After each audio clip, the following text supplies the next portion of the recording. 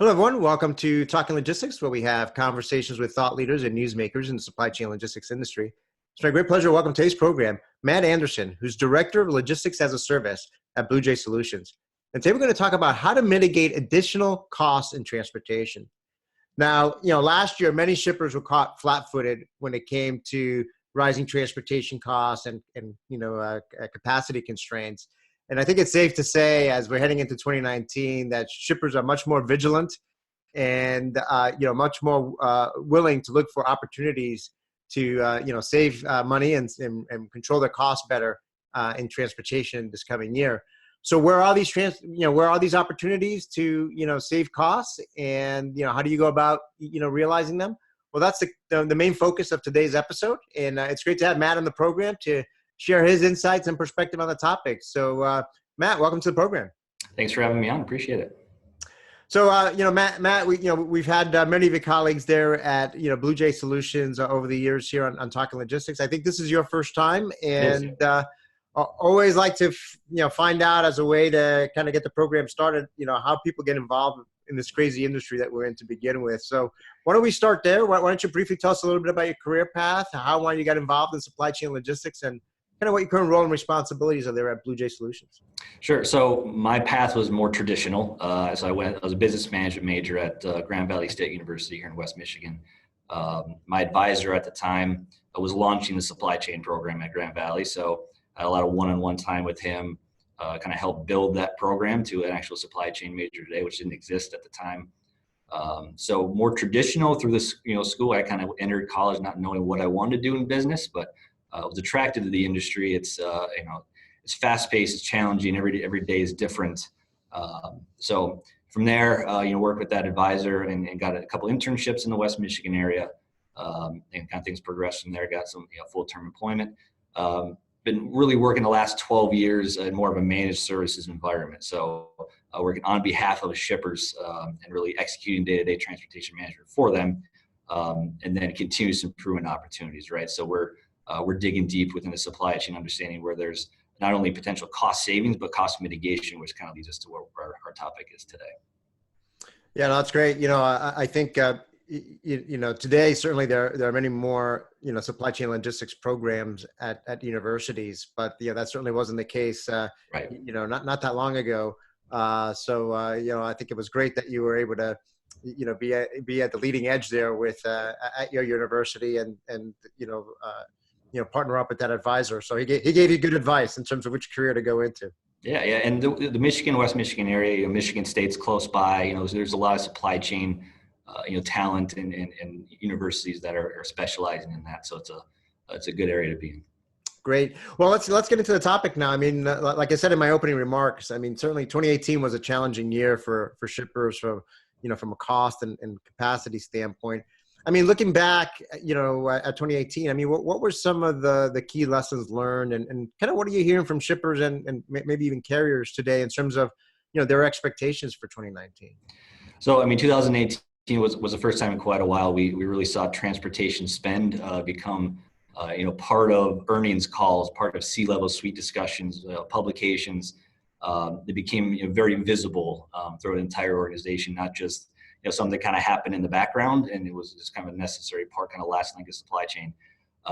So it be a lot of interest in how to not necessarily save money, because last year was a tough environment for that, but not spend additional money. So mitigating additional costs was the focus, and velocity of ideas was important. It was like, how can we save money now? So we had to look at how long it would take to mitigate some costs, and you may go for a lower, cost mitigation idea that you can implement in a quicker amount of time than something that's maybe a larger carrot but may take longer. So that velocity was important. So people started to look kind of internally within their own four walls and say, where can we influence our behavior, influence our costs, to get more out of what we're dealing with? So three areas that kind of really were recurring in that aspect were really trailer utilization, order lead time, and detention, but more so freight attractiveness. So we really started to dig into those areas and understanding larger supply chain metrics, and make sure there's no conflict in those metrics. If I'm trying to gain efficiency in one area that is not at the expense of another area. So it really forced some discussions cross-functionally within organizations for the first time in a while. Transportation may be talking with demand planning or production planning or customer service on a lot of different processes and metrics that maybe hadn't been measured before. Yeah, no, I agree. I mean, you couldn't pick up the Wall Street Journal last year without seeing, some kind of headline related to transportation, or, some, CEO or CFO kind of, partially blaming their shortcomings in the quarter because of, rising transportation costs. So I think when you see it reach the C-level suite and you're hearing CEOs and CFOs talking about it, it's a very different environment than than in the past. And I think the other point you just made, I think is important too. I think on the positive side, I think these types of situations really serve as a catalyst for enhanced collaboration, both internally within the different functional groups to look at ways to mitigate, some of these costs, increases and challenges, as well as collaboration between shippers and carriers and the other stakeholders, whether it's customers or suppliers, to see how everyone can work more effectively together to kind of navigate through that environment. Sure. So you mentioned some opportunities there. So let's start exploring some of them, starting with capacity utilization that you mentioned. I mean, in your experience, I mean, do shippers fully utilize the capacity that they have, and where are kind of the biggest opportunities for improvement in this area? So I mean, it's capacity utilization really ties to how can you fill up the truck. Everybody measures typically on a cost per unit in terms of their finances, cost per pound, cost per cube, something to that effect. Basically what is on the trailer for the cost I'm paying for it. And we saw a lot of opportunity to mitigate costs. They're always there, but they were even more so in 2018.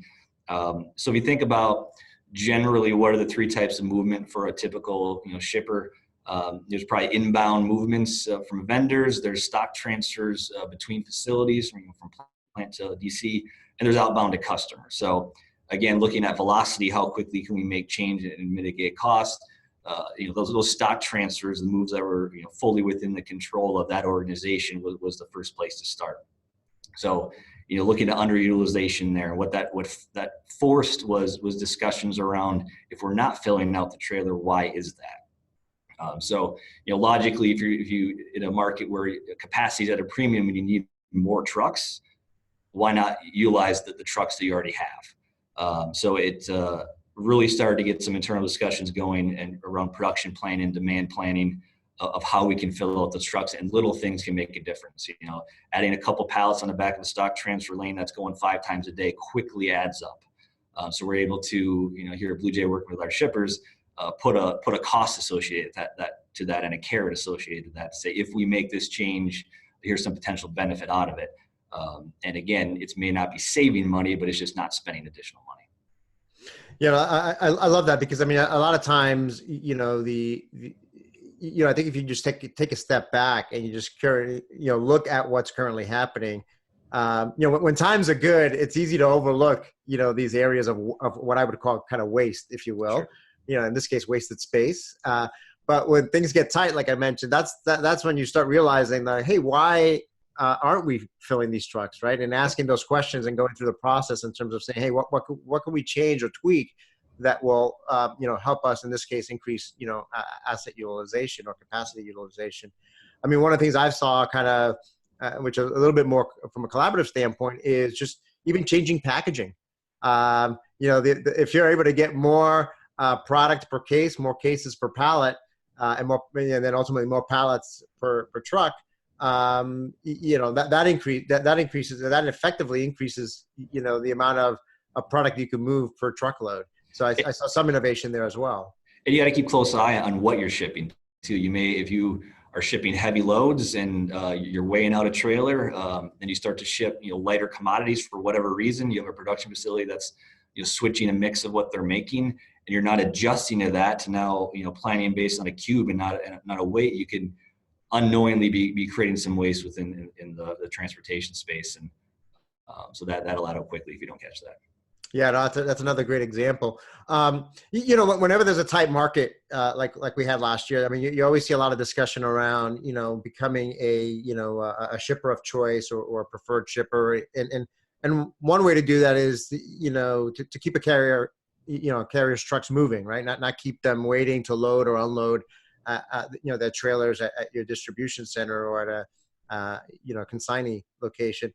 I mean, how big of a problem are detention costs in the industry, and what actions can shippers take to kind of mitigate those costs?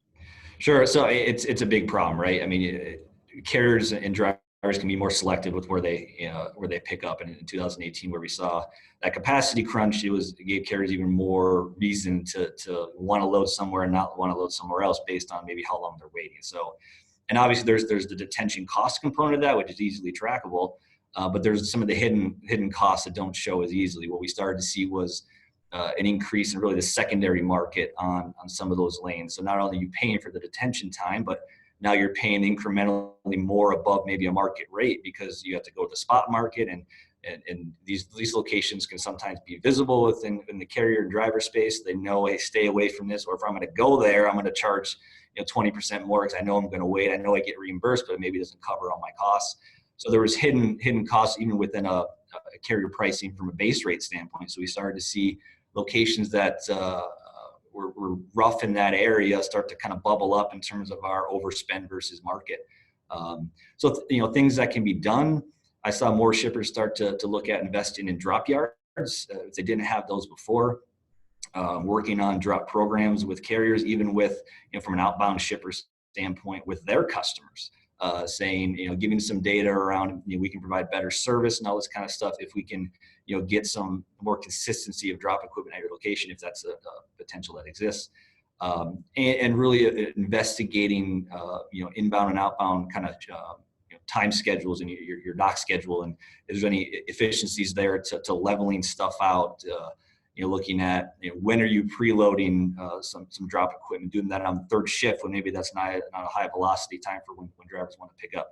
So again, cross-functional conversations that happen more at the warehouse and shipping level that really were positive in terms of mitigating costs. And I would think that this is an area where technology can play a role. On the one hand, is having that data and that visibility to know which are the problem locations, if you will, from a detention standpoint, to initiate those conversations, whether they're problem locations within your own company, pickup distribution centers and so forth, or they're problem locations at your customers, and then be able to show the data and say, hey, look, here's where we have a problem. If we work more effectively together, let's understand why this is happening.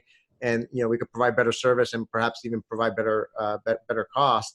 And then I think from a dock scheduling or equipment scheduling, tools can play a role here as well, sure. Right? Yeah, and it's again cross-functional. So you have to maybe go to the shipping location and say, let's level the schedule out to make it more consistent and better terms, all that kind of stuff.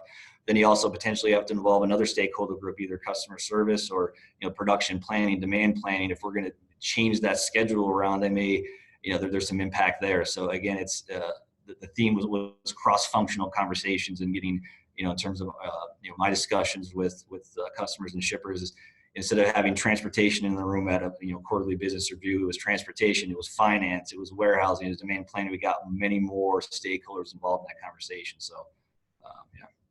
Yeah, no, that's great. I mean, I think, and that to me, hearing that, goes back to what I said earlier. I mean, it sounds like it truly is, become a catalyst for, these types of more cross-functional, conversations to really look at it from a system perspective, as opposed to a very, siloed, single functional, view.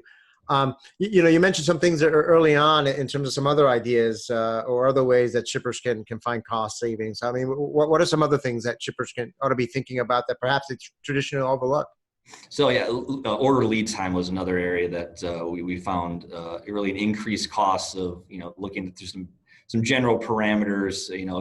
Carriers generally like to have 2 to 3 days of lead time from when you're tendering them a load to when it needs to pick up. If they're route planning, all that kind of stuff. That's a general number. But what we saw was an increase the incremental cost of when something was placed within that time frame. So it was more expensive to ship within that, potentially 48 hours than not. And so that was growing over time. So again, getting customer service and production planning involved and putting the data behind when we do have enough time, this is what you pay. When you don't have enough time, this is what you pay. And there's a cost component to that, and potentially service as well. If you have to go to a secondary market, carriers that maybe aren't familiar with the lane, there's impacts there as well. So again, cross-functional conversations that were happening, that now we're starting to see some of that calm down. Really in all these areas, we're starting to see the impact calm down. But the overwhelming message from our standpoint is, still keep your foot on the gas with that kind of stuff, because when you're still going to, create efficiencies within your supply chain, but we're only a major weather event away from capacity turning and kind of a volatile time still. So having this in your back pocket is of understanding I'm getting the best out of what I have is never a bad path to take. Yeah, no, that's a great point. I mean, I think which really going to lead me to my last question. I mean, you really can't stop continuous improvement or looking for opportunities for for continuous improvement. But as a way to wrap up, I mean, going after any of these cost savings or cost mitigation opportunities, ultimately requires shippers to kind of move away from quote unquote, the way we've always done things, which, a lot of times it's easier said than done, because there's a lot of, change management hurdles that are involved. So how can shippers overcome these change management, hurdles to realize these, cost saving opportunities? So I think first is a realization that, a lot of inefficiencies that may exist in the supply chain usually then end up showing up in transportation. I think that's what really happened in 2018. Obviously, there was a carrier pricing component to it, but a lot of inefficiencies were upstream. So that first you have to realize and understand that's probably a factor. So then it's just prioritizing and focusing on what you want to attack first, kind of that velocity concept. What can I easily fix first? So looking at your intra-facility movements and network movements, what can I impact? How can I make sure I'm getting the loads and orders in at a reasonable time to get tenders to carriers? Can I fill the trucks? And all these things kind of build on each other. So I would encourage metrics that kind of go cross-functionally and track to those metrics. So order lead time goals for a customer service team or demand planning team, or utilization goals, and making sure there's no conflict. You don't want to say to a shipping location, well, I don't want to see any detention costs next month. So a result of that, they ship all their loads out half utilized. That's not necessarily what you want there. So you want to make sure there's no conflict of those goals. But I've seen that in the past. I've seen goals from a warehouse saying, hey, our goal is to reduce detention. But there was a higher carrot out there in terms of cost savings from shipping a half a load across the country. So again, it'll take a stakeholder in a group to understand those higher level metrics and how everything kind of fits together, and that higher transportation costs may not be where the issues are. Right, and I think like we mentioned before, I mean, I think part of one way to kind of get that buy-in is that you've got all this data in front of you and all this information in front of you. I think you mentioned earlier to say you can show that, hey, if we have more lead time, for example, this is how much we tend to pay, and when we don't, this is how much we tend to pay. Look at the delta, right? And if you're able to kind of show in dollar terms with the data, the reality, I think it's easier to get that buy-in to say, okay, there is a real opportunity here versus just, almost theoretically kind of stating things, right? So I think leveraging the data that you have to uncover these opportunities and quantify it, I think helps people, to go behind these, stand behind these initiatives. And the transportation planners feel that. They see that, they know what's happening. But then to your point, putting the data behind that and saying, here's a real opportunity, here's the real dollars associated with change in behavior is impactful, and we saw that really gain steam. Right, and like we talked right now, and like we talked at the very beginning, CEOs and CFOs are now have a much stronger pulse on what's happening in transportation. So I think showing these numbers and showing these opportunities also gets the buy-in from upper management as well. Well, Matt, like I always say, we always manage to scratch the surface on these topics, but I think you provide some great examples of how shippers can mitigate, additional costs in transportation this year. and some advice on how to get started. So again, thank you for making the time to be with us today. Appreciate it. Thanks a lot. Great. I want to thank those of you that joined us. If you're watching this episode on demand, either at the BluJay website or on Talking Logistics, and you've got a question or a comment for Matt, you can post it there, and I'm sure he'll be more than happy to respond via that medium. Again, thank you for joining us, and look forward to seeing you in a future episode of Talking Logistics. Have a great day.